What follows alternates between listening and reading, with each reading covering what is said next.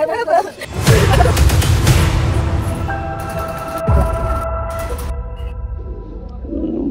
ନାଁ ହେଲା ମହେନ୍ଦ୍ର ହରିଜନ। ମୁଁ ଜଣେ କଳାକାର ଏବଂ ସେ ମୋର ବନ୍ଧୁ। ତାଙ୍କୁ 82 ବର୍ଷ।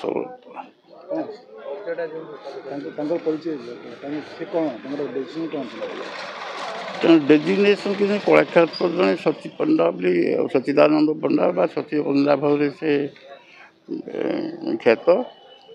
ବିଶେଷ କରି ଆଜି ବିଜୁ ପଟ୍ଟନାୟକ ଚାଲିଗଲେ।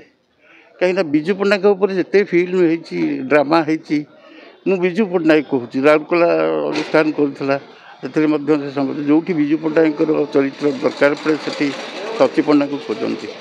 କାରଣ ତାଙ୍କ ଚେହେରାଟା ବିଜୁ ପଟ୍ଟନାୟକଙ୍କ ଚେହେରା ସହିତ ସମ୍ପୂର୍ଣ୍ଣ ଭାବେ ମେଳ ଖାଏ। ଏବେ ଗୋଟେ ମଧ୍ୟ ଫିଲ୍ମଟେ ହେଇଛି ମହାନାୟକ, ସେଥିରେ ମଧ୍ୟ ସେ ମୁଖ୍ୟ ଭୂମିକାରେ ଅଛନ୍ତି, କିନ୍ତୁ ସେଇଟା ରିଲିଜ୍ ହେଇନି, ରିଲିଜ୍ ଅପେକ୍ଷାରେ ଅଛି।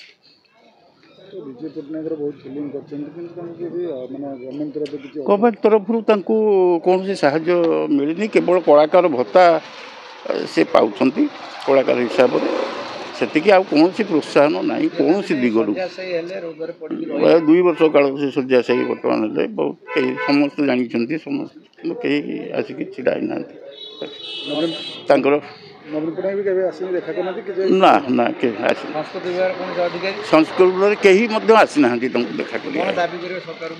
ଦାବି କ'ଣ କରାଯିବ? ଗୋଟେ ପ୍ରତିଭା ଆଉ ଦ୍ୱିତୀୟ କେବେ ଜନ୍ମ ହୋଇପାରେ, କିନ୍ତୁ ବିଜୁ ପଟ୍ଟନାୟକଙ୍କର ତ ଚେହେରା ନେଇ ଗୋଟେ କଳାକାର ଆଉ ମିଳିବେନି।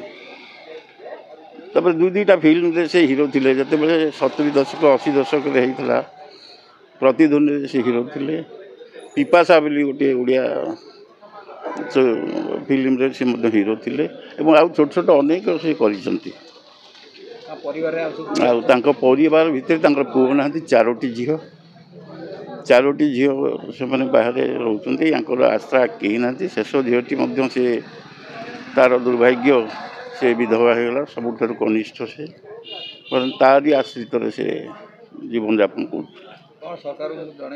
ସରକାର ତ ତାଙ୍କୁ ଯଦି ପରିବାରଙ୍କୁ ସହାୟତା ଦେଲେ ତ ଭଲ ହୁଅନ୍ତା, କିନ୍ତୁ କେହି ଶୁଣୁନାହାନ୍ତି।